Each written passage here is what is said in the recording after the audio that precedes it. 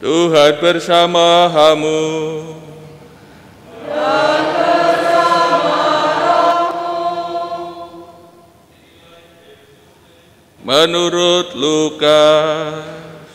Dimuliakanlah Tuhan. Pada suatu ketika, orang berduyun-duyun mengikuti Yesus dalam perjalanannya. Sambil berpaling, Yesus berkata kepada mereka, "Jika seorang datang kepadaku dan ia tidak membenci bapaknya, ibunya, istrinya, anak-anaknya, saudara-saudaranya laki-laki atau perempuan, bahkan nyawanya sendiri, ia tidak dapat menjadi muridku. Siapa saja yang tidak memanggul salibnya dan mengikuti aku, ia tidak dapat menjadi muridku. Sebab siapakah di antara kamu yang kalau mau membangun sebuah menara, tidak duduk dahulu membuat anggaran biayanya?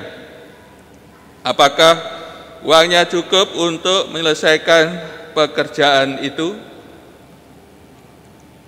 Supaya jika ia sudah meletakkan dasarnya dan tidak dapat menyelesaikannya, jangan-jangan semua orang yang melihatnya akan mengejek dia dan berkata,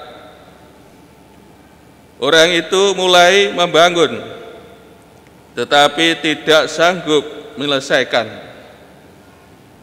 Atau raja manakah yang hendak berperang melawan raja lain, tidak duduk mempertimbangkan dahulu, apakah dengan 10.000 orang ia sanggup menghadapi musuh yang datang menyerang dengan 20.000 orang? Jika tidak,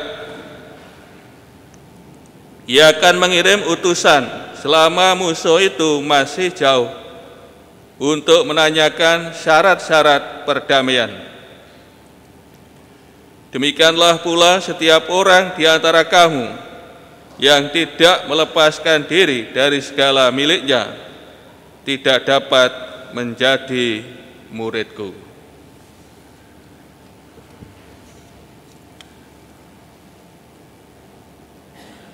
Demikianlah sabda Tuhan.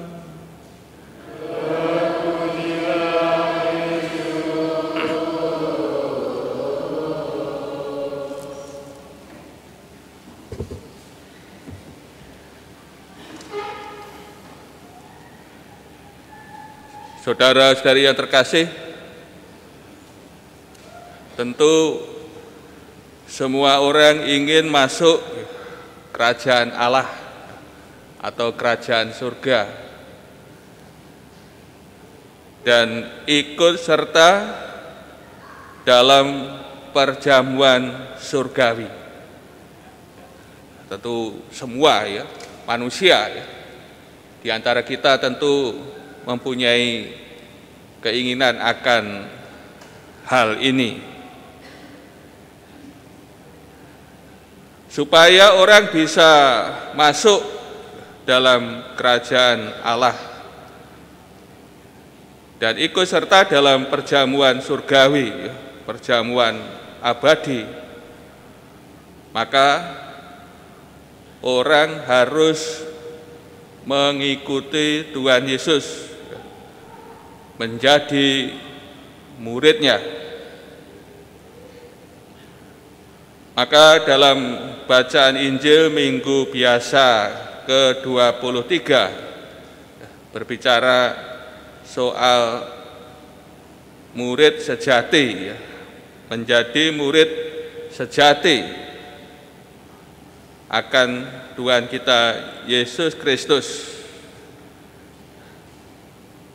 melepaskan diri dari ikatan keluarga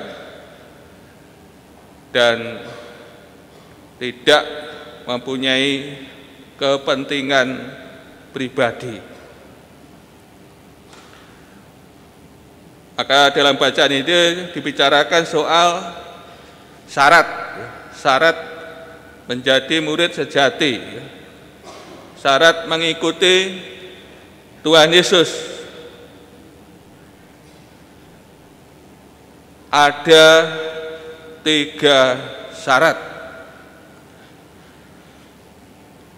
Pertama, jika seorang datang kepadaku dan ia tidak membenci bapaknya, ibunya, istrinya, anak-anaknya, saudara-saudara laki-laki atau perempuan, bahkan nyawanya sendiri, ia tidak dapat menjadi muridku.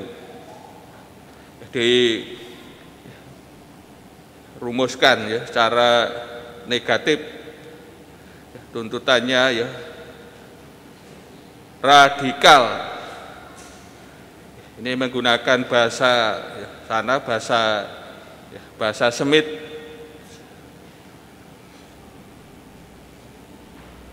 Membenci berarti tidak memihak atau tidak memilih.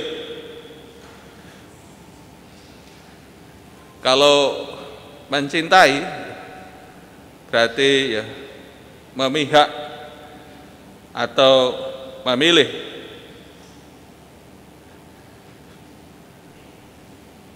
Maka di sini seorang harus mencintai Tuhan Yesus di atas segala-galanya, ikatan keluarga, bahkan nyawanya sendiri. Tuntutan Tuhan Yesus sangat radikal. Kalau orang mau mengikuti Dia, menjadi muridnya, sebagaimana kita ketahui, Tuhan Yesus menuntut demikian, begitu besar, karena Ia adalah Tuhan yang mempunyai segalanya dan memberi segalanya, memberi kehidupan, memberi hidup yang kekal, memberi hidup yang kekal, memberi kedamaian. Maka sudah sewajarnya kalau Tuhan menuntut demikian, tuntutannya radikal. Hal yang kedua, siapa saja yang tidak memanggul salibnya dan mengikuti aku, ia tidak dapat menjadi muridku. Ini tuntutan kedua, memanggul salibnya dan mengikuti Tuhan. Bukan di sini kita diajak untuk mencari salib. Salib sudah ditemukan oleh Tuhan Yesus, dan kita diajak untuk memanggulnya. Kita diajak untuk meringankan beban dalam perjalanan. Saudara dan kasih, memanggul salib dan mengikuti Yesus, dua hal yang tidak dapat dipisahkan. Salib dalam Tuhan Yesus berujung keselamatan. Sebagaimana peristiwa Jumat Agung berpuncak pada Paskah, wafat Tuhan ya, berpuncak pada kebangkitannya.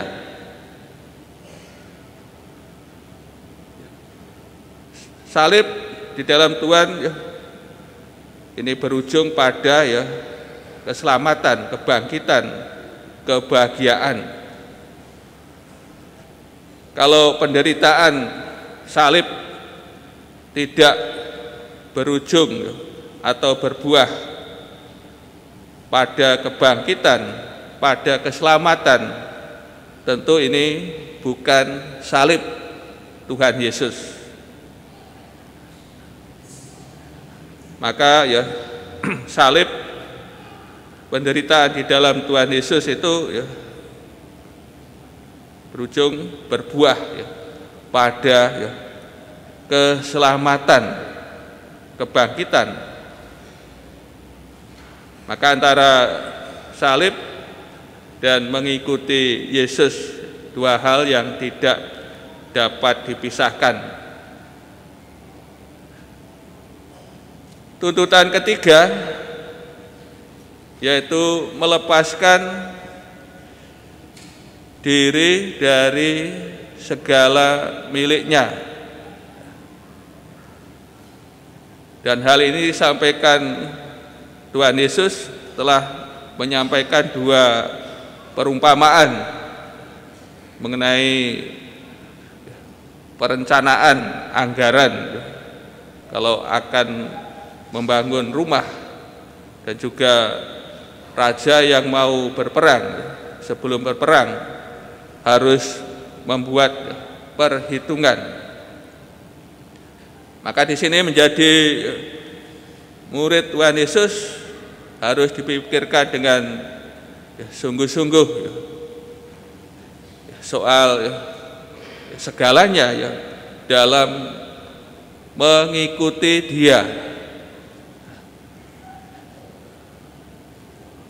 Apa yang harus ditanggung dan sebagainya ya, ini harus dipikirkan dengan ya sungguh-sungguh. Juga mengenai milik, diajak untuk mempunyai sikap merdeka ya, terhadap milik. Milik tentu ya, juga digunakan ya untuk membantu orang yang membutuhkan. Maka diajak untuk mempunyai sikap merdeka ya dalam menggunakan harta kepunyaan milik pribadi. Saudara dikasih,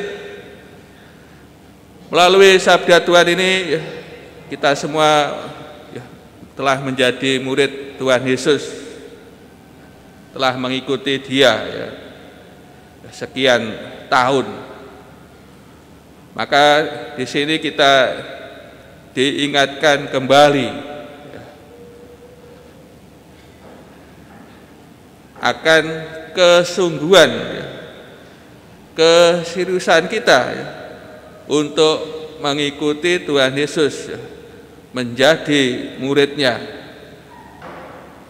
Melalui syarat-syarat tuntutan ini ya, kita semua diingatkan akan kesungguhan kita menjadi murid Tuhan kita Yesus Kristus, supaya pada saatnya ya, kita diperkenankan masuk kerajaan surga, ikut dalam perjamuan abadi bersama para kudus dan juga bersama Tuhan kita Yesus Kristus yang mengadakan perjamuan keselamatan bagi kita semua.